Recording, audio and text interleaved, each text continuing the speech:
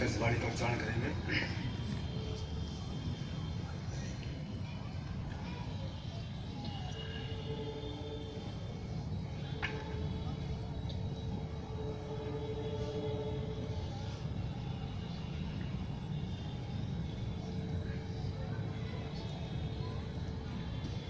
राम नाम का करो निवेड़ा, राम नाम का करो निवेड़ा, राम नाम का करो निवेड़ा, राम नाम का करो निवेड़ा। दुर्लभ पायो भव जल फेरा, दुर्लभ पायो भव जल फेरा, दुर्लभ पायो भव जल फेरा, दुर्लभ पायो भव जल फेरा। सबके अंतर रया समाई, सबके अंतर रया समाई, सबके अंतर दया समाई, सबके अंतर दया समाई। रमता राम कोई गुनी धियाई, रमता राम कोई गुनी धियाई, रमता राम कोई गुनी धियाई, रमता राम कोई गुनी धियाई। रोम रोम में रमत स्वामी, रोम रोम में रमत स्वामी, रोम रोम में रमत स्वामी, रोम रोम में रमत स्वामी। राम नाम भज अंतरयामी, राम नाम भज अंतरयामी, राम नाम भज अंतर्यामी, राम नाम भज अंतर्यामी।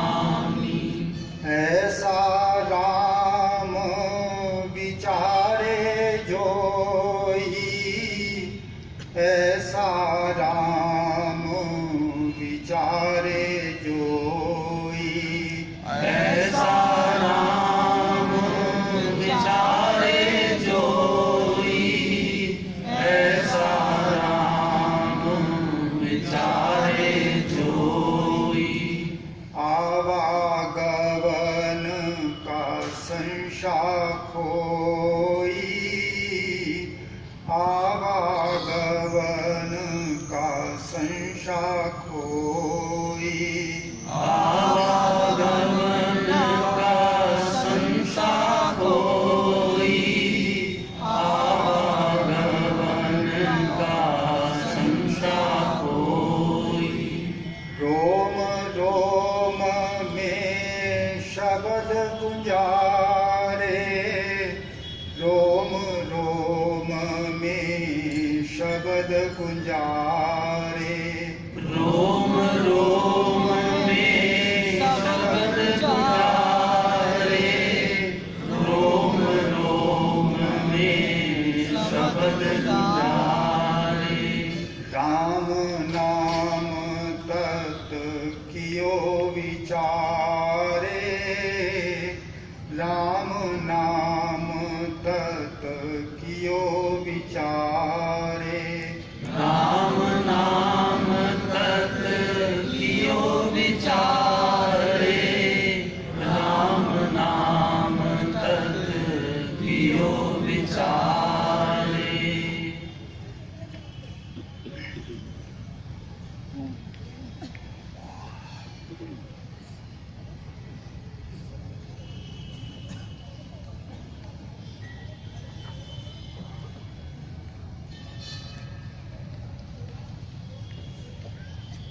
विषय है बाहरी और आंतरिक जीवन।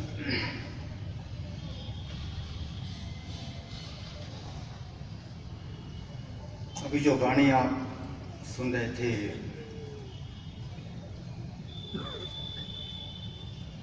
उसमें बड़ा स्पष्ट आया है, रोम रोम में रमत स्वामी, राम नाम भज अंतर्यामी।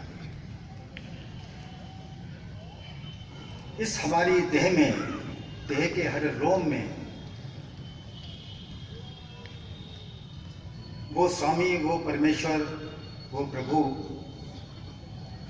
उपस्थित हैं, वो रमे हुए।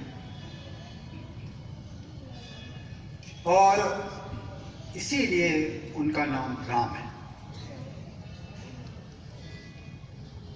तो उस अंतर्यामी राम का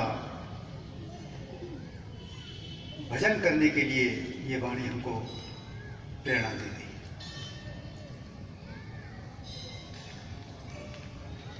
श्री रामकृष्ण परमहंस जो कि विवेकानंद के गुरु थे,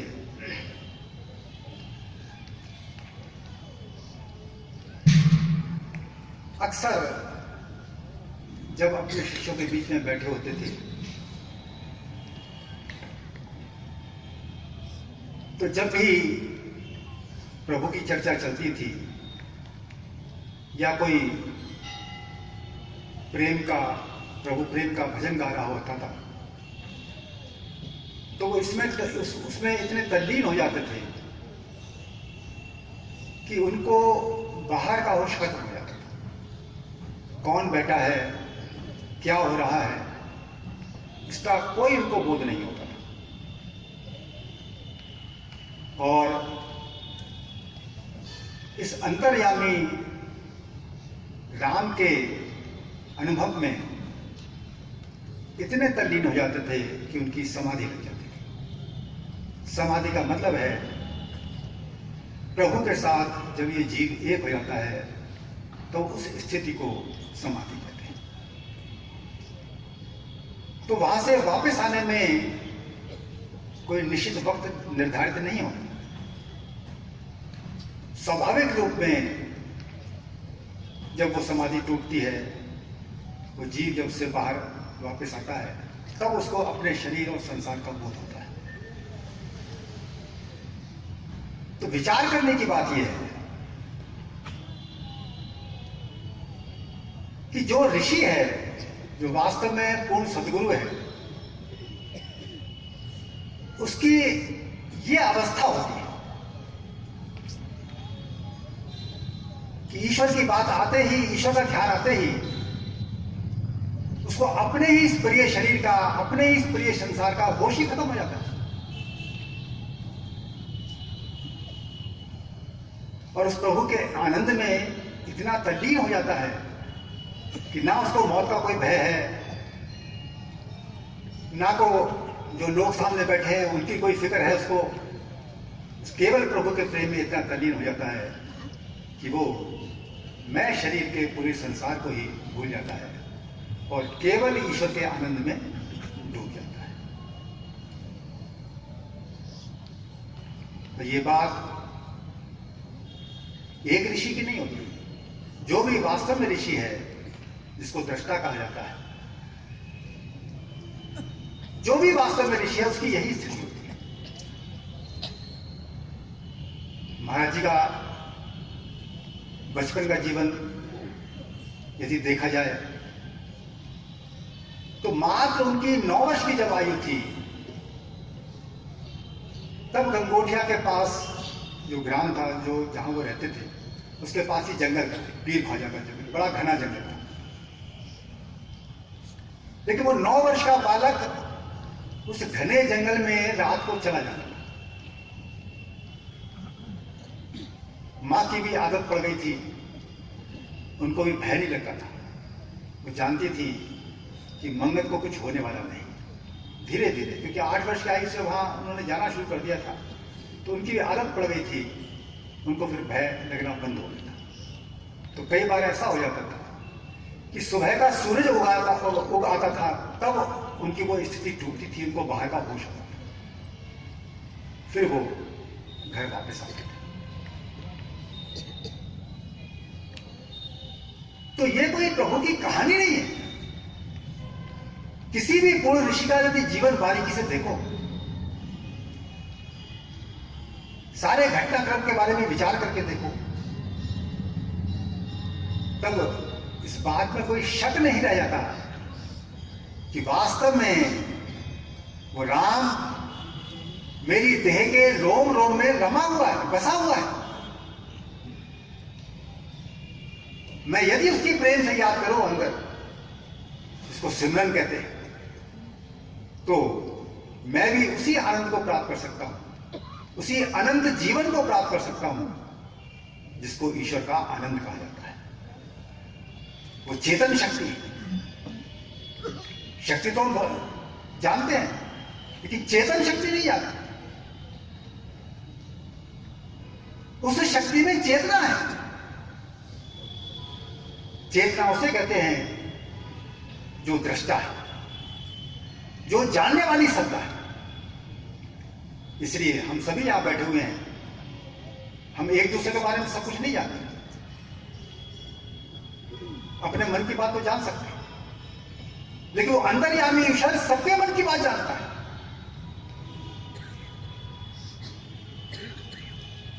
और सारे संसार की सारी सृष्टि को वो व्यवस्था करता है। उसकी उपस्थिति के कारण ही सारा ये जो ब्रह्मांड है ये व्यवस्थित चलता है। तो ऐसा जो राम है वो अंतर्यामी है, और मैं उससे इतना दूर, और इस दूरी का कारण एक ही है। वो रामकृष्ण परमहंस कहते थे, ये जो आम गृहस्थी जीव हैं ये कामनी कंचन में फंसे रहते हैं, इसलिए उस अंतर्यामी ईश्वर को, उसके आनंद से ये विमुख रहते हैं, इनको होश ही नहीं।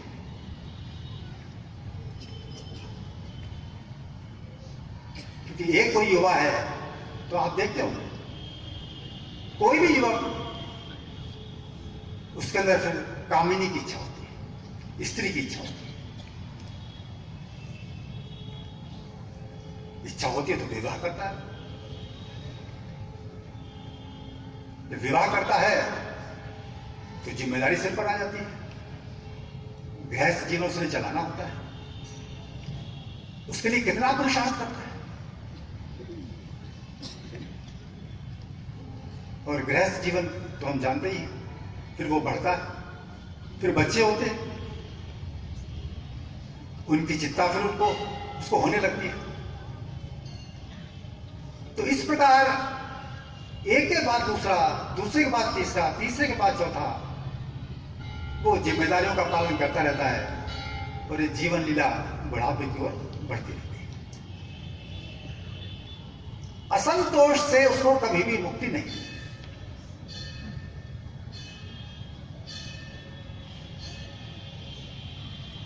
तो वो कामनी कंचन की बात क्यों करते थे?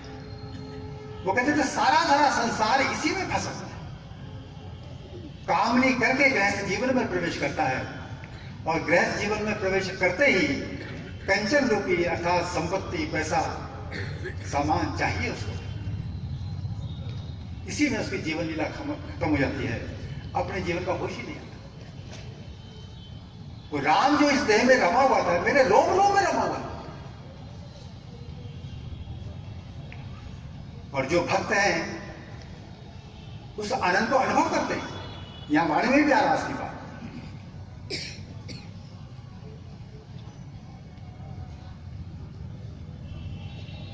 रोम रोम में शब्द गुंजारे, राम नाम तत्त कियो विचारे। इस देह के रोम रोम के अंदर वो प्रभु शब्द रूप में, नाद रूप में उपस्थित है, और भक्त को उसका अंदर अनुभव होता है। और इसी को शास्त्रों में एक और नाम से भी जाना जाता है, कुंडलनी के नाम से भी जाना जाता है। वो कुंडली क्या है? वो कुंडली शक्ति है, वो चेतन शक्ति है, जिसको लोग काली के नाम से भी जानते हैं। वो मेरे ही रोम रोम के अंदर व्याप्त है, उपस्थित है। तो वो भक्त उसका भी अपने ही रोम रोम के अंदर अनुभव करता है जब उसके अंदर ईश्वर का प्रेम प्रकट होता है। तो इसलिए रामकृष्ण परमहंस से एक और बात कहते थे। वो कहते थे कि जब तक अंदर वो कुंडली शक्ति प्रकट नहीं होती, असली ईश्वर की भक्ति प्रारंभ नहीं होती। इसका मतलब क्या हुआ कि ईश्वर की भक्ति का जो आनंद है उसका भोग ये जीव नहीं कर पाता जब तक सिमरन के द्वारा, सिमरन शक्ति के द्वारा उस अंतर्यामी रोम रोम में रमी हुई कुंडली शक्ति का जागरण ना करे, क्योंकि होगा वो सिमरन के द्वारा। इसलिए जो भी इस संसार में ऋषि आता है, जो भी सदगुरु आता है, जो वास्तव में पूर्ण है, आजकल संसार में नकली भी बहुत है, तो ऐसा सदगुरु जब मार्गदर्शन करता है और शिष्य जब उसके मंत्र का जाप करता है, वही सिखाता है कि मंत्र कोई लैंग्वेज नहीं होती, कोई भाषा नहीं होती। जिस प्रकार जो सदगुरु है वो मनुष्य नहीं होता, उसको अवतार कहते हैं। क्यों अवतार कहते हैं? क्योंकि उस देह के अंदर ईश्वर अवतरित हो चुका है। उस देह के द्वारा मनुष्य आपको गाइड नहीं कर रहा, उस देह के द्वारा ईश्वर डायरेक्ट आपको गाइड कर रहा है। इसीलिए उस गुरु के द्वारा वो सारी व्यवस्था होती है, जिस व्यवस्था के अनुसार ये मनुष्य जब उस गुरु का शिष्य बनता है, उसके अनुसार जब ये चलता है, भक्ति करता है, सिमरन करता है, उपासना करता है, तब इसको अंतर्यामी ईश्वर का बोध होता है, अनुभव होता है। तब वो अपने अनुभव से समझता है कि यदि संसार में कहीं ठंडक है तो अंतर्यामी ईश्वर के पास ही है। संसार में यदि कहीं आनंद है तो वो अंतर्यामी ईश्वर के अनुभव में ही है। ऐसे ही नहीं कहते कि सच्चिदानंद, ईश्वर का नाम रख दिया गया सच्चिदानंद। सच कहते हैं सत्ता को, उसी की सत्ता है सारी सृष्टि। चेतना है उसके अंदर, चित्त कहते हैं चेतना को, होश को, कॉन्शियसनेस को, वो चैतन्य है। मेरे अंदर चेतना है नहीं, मैं जानता हूं, तो ईश्वर चैतन्य है। इसलिए वो मैं जो कुछ पाप कर रहा हूं, पुण्य कर रहा हूं, अच्छा कर रहा हूं, बुरा कर रहा हूं, उस ईश्वर को सब पता है। इसीलिए उस कर्म के फल के अनुसार ही वो मेरे भविष्य की रचना करता है। कोई कर्म मेरा नष्ट नहीं होता।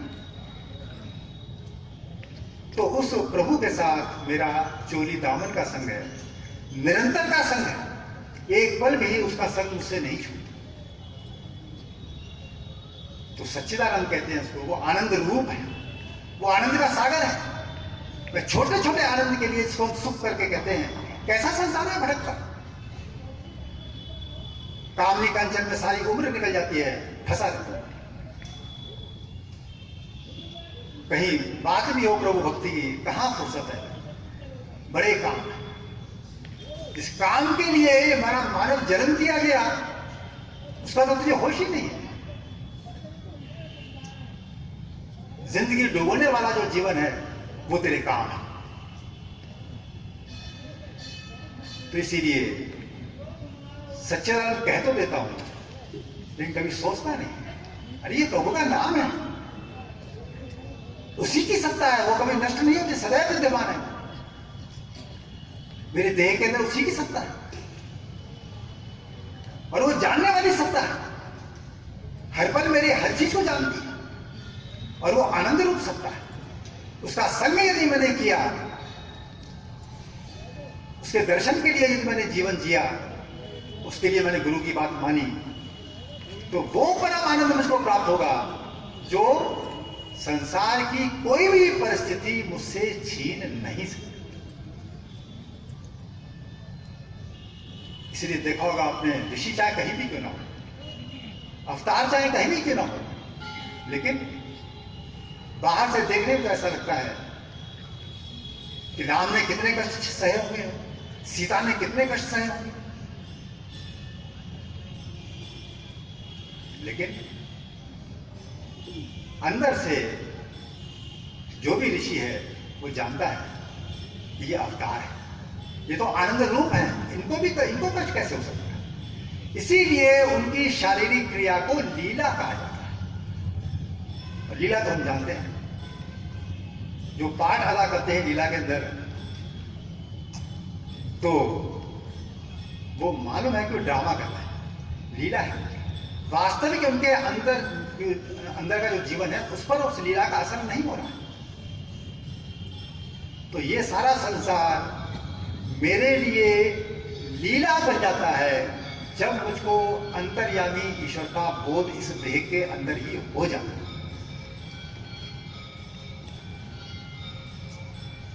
तो अब बताइए, यदि आपने किसी को भी गुरु बनाया, चाहे कबीर को गुरु बनाया, चाहे कृष्ण को गुरु बनाया, चाहे नानक को गुरु बनाया, चाहे मंगल को गुरु बनाया, चाहे रामकृष्ण परमहंस को गुरु बनाया, यदि आपने किसी को भी गुरु बनाया तो उसके जीवन को आपको बारीकी से देखना होगा। और जिस प्रकार से उसने अपने शिष्यों का मार्गदर्शन किया, उस मार्गदर्शन को मैंने देखना होगा। क्योंकि सदगुरु के संसार में आने का दूसरा कोई उद्देश्य नहीं होता है, उस अवतार का कोई दूसरा उद्देश्य नहीं होता है। एक ही उद्देश्य होता है कि मनुष्य को सारे दुखों से मुक्त किया जाए। एक दो से नहीं, मनुष्य को सारे दुखों से मुक्त किया जाए। इसलिए जो भी उनका शिष्य बनता है उसके लिए वो वही व्यवस्था करते हैं, वही मार्गदर्शन करते हैं कि जो शिष्य उनके मार्गदर्शन अनुसार चलने की कोशिश करता है वो दुखों से वास्तव में मुक्त हो जाता है। रामकृष्ण परमहंस का एक शिष्य हुआ करता था, गिरीश। कलकत्ते में उसके थिएटर चलते थे, थिएटर में पहले नाटक हुआ करते थे। जैसे आजकल फिल्म चलती है सिनेमा हॉल में, तो पहले थिएटर होते थे, पहले नाटक दिखाया जाता था, फिर उसके बाद फिल्म चला करती थी, फिल्म लोग देखते थे। तो जो बालकोनी के लोग थे वो आगे आ जाते थे, क्योंकि जब थिएटर हो रहा है थिएटर पास से दिखता है, और जब फिल्म चलती थी तो वो लोग पीछे पड़ जाते थे, बालकोनी में पड़ जाते थे। तो गिरीश में थिएटर चलाता था। तो रामकृष्ण परमहंस हालांकि उनके गुरु थे, वो कभी कभी उसके थिएटर में नाटक देखने जाया करते थे। जो भक्ति के नाटक होते थे उनको देखने को जाया करते थे। लेकिन वो ऐसा शिष्य था जो शराब पीता। शराब पीकर दक्षिणेश्वर में जहां रामकृष्ण परमहंस रहते थे वहां शराब पीकर आ जाता, लेकिन फिर भी रामकृष्ण परमहंस उससे घृणा नहीं करते। देखो, गुरु जो है वो अंतर्यामी होता है, वो आपके पूर्व जन्मों के भी क्या संस्कार बनाकर आए हो, आप क्या हो अच्छी तरह से हर चीज जानता है। तो रामकृष्ण परमहंस कहते थे ये शराब छोड़ देगा,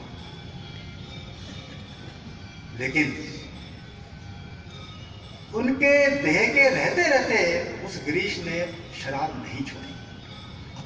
कि जब रामकृष्ण परमहंस का देहांत हो गया तो उसने शराब छोड़ी। तो गुरु तो अंतर्यामी हो, तो जानता है, उसके शुभ संस्कार को जानता है।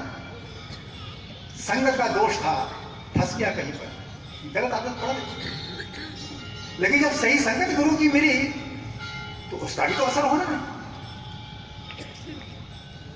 तो अंदर से पश्चाताप करता रहा, करते करते आ गई, शराब छूट गई, फिर कभी छुई भी नहीं उसकी। तो जो वास्तव में गुरु है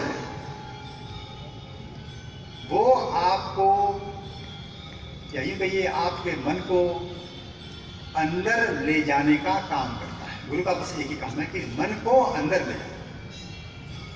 और मैं जो संसारियों का संग करता हूं गुरु का छोड़कर, इन संसारियों का एक ही काम है कि मन को संसार में भटकाना। तो जैसे जैसे मैं संसारिक जीवन व्यतीत करता हूं, यार दोस्त बनाता हूं, अपने आइडियल्स बनाता हूं, ये सब मेरे मन को संसार में भटकाते हैं, अर्थात मुझको बेचैन रखते हैं। और जो गुरु का मार्गदर्शन है वो निरंतर आपको इस बाहर के बंधन से मुक्त करता है और धीरे धीरे अंदर ही ले जाता है। और अंदर है कौन? अंदर परमेश्वर है। रोम रोम में रमत स्वामी, राम नाम भज अंतर्यामी। वो राम है।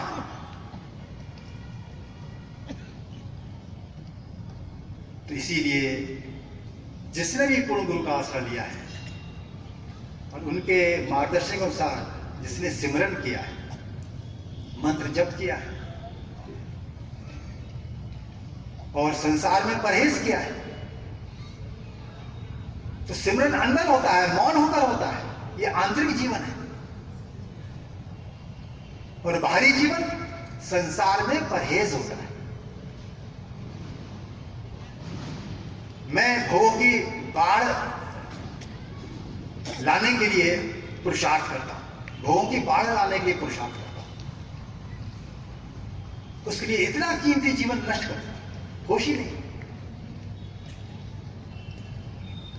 तो इसीलिए जिसके जीवन में, जिस मनुष्य के जीवन में पूर्ण गुरु नहीं, याद रखिए उस मनुष्य का जीवन पापी जीवन है। ये बात बिल्कुल ठीक है, क्योंकि उसके अंदर संसार के ही संस्कार बनेंगे। और संसार क्या है? आप संसार में क्यों रहते हो? क्या चाहते हो संसार से? अभी भी बात आ रही थी, सुख चाहते हो तो और क्या चाहते हो? और सुख आप जानते हो, सुख के लिए आप किसी भी सीमा को लांग देते हो। वो काम कर बैठते हो जो आपको नहीं करना चाहिए। क्योंकि धीरे धीरे जब मन प्रबल होता है तो बुद्धि मंद पड़ जाती है। बड़े बड़े अरबपति, बड़े बड़े करोड़पति इसलिए देखा होगा आपने बेईमान। आप कहोगे किसी की 1 लाख तनख्वाह हो जाए तो मजा आ जाएगा उसको। आप 1 लाख की बात कर रहे हो तो अरबों रुपया उसके पास, फिर वो बेईमान हो जाता है। तो ये मोटी सी दृष्टि से ये बात नजर आती है। जैसे जैसे मनुष्य भोगों में डूबेगा उसके भोगों का विकास होगा। याद रखिए उसका पतन हो रहा है। आध्यात्मिक दृष्टि से ये बात समझ में आती है कि उसका निरंतर पतन हो रहा है। और मनुष्य का जब पतन होता है तो इसी को पाप कहा जाता है।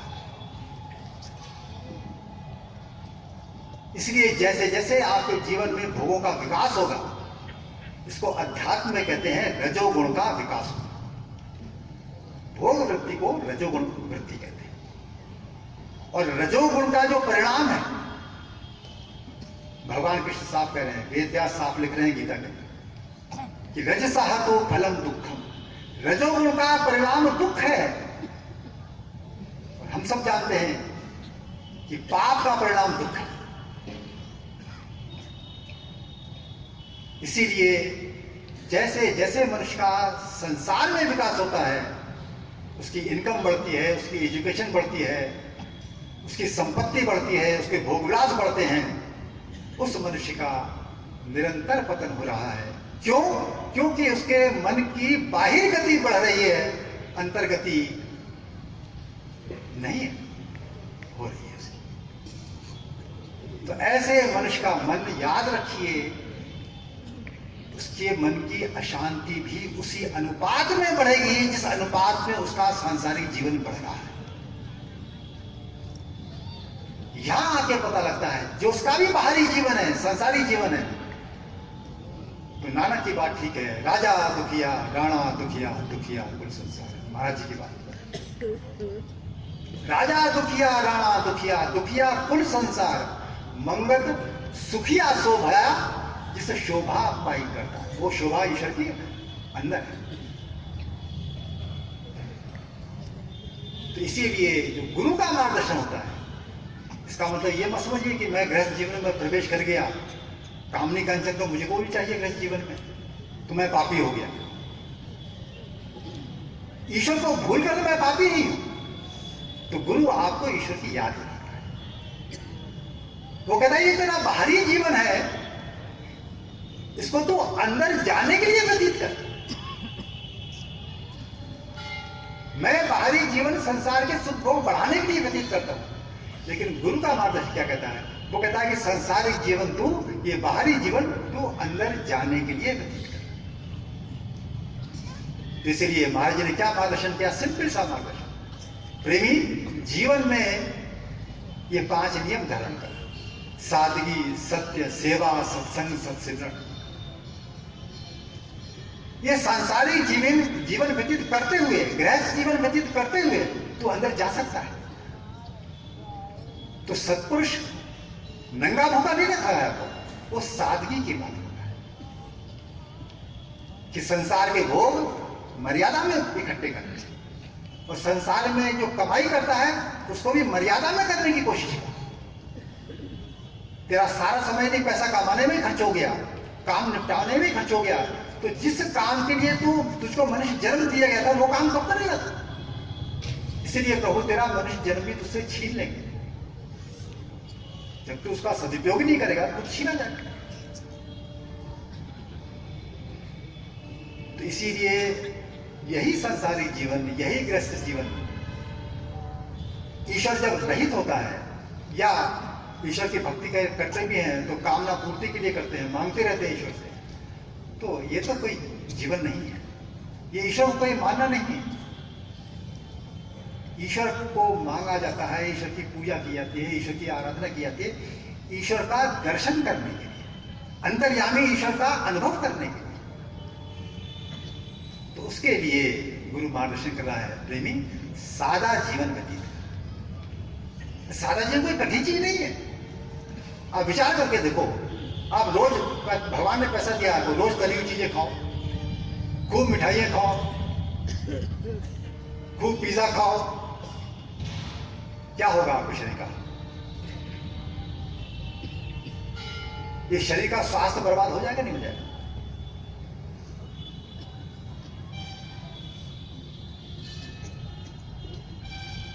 तो सादा आहार का मतलब जो आहार शरीर को प्रॉपर शक्ति दे, शाकाहारी हो और कम पैसे में खरीदा जा सके, सुपाच्य हो। वो सादा आहार आपको स्वस्थ ज्यादा रखता है, मन को बेचैनी भी कम देता है, और ऐसा आहार करके मनुष्य ईश्वर सिमरन कर सकता है। ऐसी फैशन की बात भी महाराज कहते प्रेमी, आहार की शुद्धि और जो पहनावा जो है इसकी भी सादगी चाहिए। एक फैशन कोई व्यक्ति करता है तो विचार करके देखो कितना उसको सोचना पड़ता है उसके डिजाइन के लिए। और जो आदमी फैशन करता है उसकी निगाह सबके, कहीं फंक्शन में जाएगा सबके कपड़ों पे ही निगाह देगी उसकी, सिलेक्ट करेगा कौन सा नया फैशन चला, कौन सा नया डिजाइन आया, और खुद यदि पहना है उसने तो उसके अंदर दूसरी चिंता होती है, कोई देखे, कोई कहे बड़ी अच्छी चीज लग रही है। तो सारा मन आपका बाहर ही फंसा रहता है, और इस ड्रेस के चक्कर में ही मेरा कितना पैसा खर्च होता है, और कितनी शक्ति खर्च होती है, कितना वक्त खर्च होता है। तो ऐसे चंचल मन में विचार करके देखो, क्या ईश्वर का नाम टिक सकता है? ऐसा मन अंदर जा सकता है? तो फैशन करना सरल है या सादगी सरल है? सब जानते हैं फैशन करना बड़ा कठिन काम, बड़ी मेहनत चाहिए इसके अंदर। पहनावे में सरलता यदि हो तो बड़ी आसानी से काम हो जाता है, कम पैसे में काम हो जाता है। तो हमारी जो बिगड़ी आदतें हैं, इसी के कारण हम ईश्वर से दूर हैं, अंतर्यामी उस ईश्वर के आनंद से दूर हैं। तो गुरु आपको सीधा रास्ता बता रहा है, जीने का तरीका बता रहा है। तो सादगी से जी, तेरी सारी बेईमानियां छूट जाएंगी, तेरी अंदर जो ईर्ष्या द्वेष है वो छूट जाएगा। कुछ छीन नहीं रहा आपसे, वो ये नहीं कह रहा कि भूखे मरो, नंगे रहो। इसीलिए बात समझे। तो महाराज जब 5 नियम दे रहे हैं, क्यों दे रहे हैं? उन्होंने दिए कि जीवन जीने का तरीका सिखा रहे हैं कि संसार में तुमने रहना है तो कामनी कंचन के साथ भी रह सकता है, उसके साथ भी भक्ति कर सकता है, लेकिन जब गुरु के मार्गदर्शन के अनुसार तू चलने को तैयार होगा तो। और जब तू उसके अनुसार चलेगा तो खुद देखेगा, अपने अनुभव से देखेगा कि तेरे चित्त के अंदर कितनी ठंडक है। तू किसी दीन दुखी की सेवा भी कर सकता है, दूसरे का दुख भी तुझको नजर आता है, किसी को धोखा देने की कोशिश भी तो नहीं करता, और प्रभु की याद तो यह सदैव बनी रहती है। वो ऐसा व्यक्ति सत्य का पालन जीवन में करता है और एक ईश्वर का विश्वास रखता है, यही सत्य उसके जीवन में। और स्वार्थ की मिजाज का जीवन सेवामय होता है। परिवार में भी रह रहा हूं तो देखा होगा कैसे झगड़ते हैं आपस में, एक दूसरे का सुख छीनने के लिए। वहां पर भी वो दूसरे की इच्छा पूरी करने की कोशिश करता है, अपने को पीछे करता है, चाहिए नहीं ज्यादा उसको, तो उसका जीवन सेवामय होता है। पर ऐसा व्यक्ति के अंदर एक और बुद्धि में ताकत आ जाती है। इन सत्य विचारों को, इसको हम शास्त्र के विचार कहते हैं, सदगुरु के विचार कहते हैं, इनको पढ़ने की सामर्थ्य उसके अंदर आ जाती है, इनको समझने की सामर्थ्य उसके अंदर आ जाती है, इनको पढ़ने में समझने में मन लगता है उसका, वो सत्संगी बन जाता है। ये विज्ञान है मेरे जीवन का, गाने की चीज नहीं है, ये मेरे जीवन का रहस्य है। इसको पढ़ने की मुझे समझने की फुर्सत ही नहीं। तो गहराई से इनका अध्ययन करता है, इसके मर्म को समझता है, तब उसको पता लगता है कि ईश्वर के बिना तो जीवन है ही कुछ नहीं। तो जिसकी बुद्धि में ये विवेक आ गया, वो फिर अंतर्यामी ईश्वर की उपासना करता है। महाराज जी ने जैसे कहा कि प्रेमी कम से कम 15 वर्ष की आयु से लेकर 30 वर्ष की आयु तक कम से कम 1 घंटा सुबह और 1 घंटे सायकाल जरूर सिमरन करना चाहिए। ये लाजमी है, कंपल्सरी है। तब पता लगता है कि इसकी जरूरत मुझे क्यों है, क्यों सदगुरु ऐसा कह रहे हैं। तब मैं ये काम करने के लिए वक्त भी निकाल लेता हूं और मन भी मेरा इस काम में लगने लगता है। तो जिसका सिमरन में मन लगता है तो याद रखिए अगला स्टेप तो उसके अंदर होना ही होना है। क्या कि अंतर्यामी जो प्रभु है, इस पूरी देह के अंदर जो विराजमान है, रोम रोम में रमे हुए हैं, जिसको शब्द रूप कहा जाता है, जिसको कुंडली रूप कहा जाता है, वो मेरे रोम रोम में रमेंगे। तो इसी सिमरन के द्वारा इस जीव को, इस मनुष्य को, इस अंतर्यामी ईश्वर का बोध होता है। तब पता लगता है कि ये चेतन शक्ति मेरे रोम रोम में बसी हुई है, वास्तव में ये आनंद रूप है। तो जब एक बार जब उसको उसका आनंद मिलता है, फिर किसी के कहने से छोड़ता नहीं, फिर ये उसका दिन प्रतिदिन, वर्ष हर वर्ष ये आगे बढ़ता रहता है। और एक और फेथ उसके अंदर आ जाता है, पक्का फेथ, कि ये जो मैंने कमाई की ये मेरी निरर्थक जाने वाली नहीं। इसलिए शास्त्र के वचन जब सुनता है या पढ़ता है, जैसा कि अर्जुन प्रश्न कर रहा है भगवान कृष्ण से कि यदि मैं इस मार्ग पर चला और बीच में यदि मेरी मृत्यु हो गई तो ये बादलों की तरह छिन्न भिन्न तो नहीं हो जाएगा जो मैंने कमाई की सत्मार्ग की। तो भगवान कृष्ण कहते हैं नहीं, मैं उसको ऐसे जीव को श्री कुल में जन्म देता हूं। श्री कुल कौन सा होता है? जहां ईश्वर भक्ति का मौका भी मिलता है और रहने की, खाने पीने की सुविधा भी। तो बताइए सही, वर्तमान जन्म भी सफल हो गया, यहां भी चैन से जिया, अगले जन्म की गारंटी भी हो गई। तो ये शास्त्रों का विश्वास जब हमारे अंदर आता है, गुरुवाणी का विश्वास जब आता है, तब हमको पता लगता है मौत तो मेरी थी ही नहीं, मौत से सारी जिंदगी डरते ही रहते।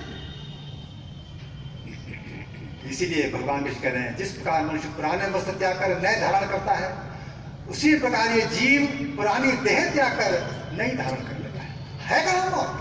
मैं जीव हूं, मेरे अंदर जीवन है, मैं उस चैतन्य का अंश हूं। इसीलिए मैं मौत के भय से भी बच जाता हूं, मन की बेचैनी से भी बच जाता हूं, चैन की कमाई करके जाता हूं, कुछ परोपकार करके जाता हूं संसार में। लोगों से प्रेम करता हूं, लोग मुझसे भी प्रेम करते हैं।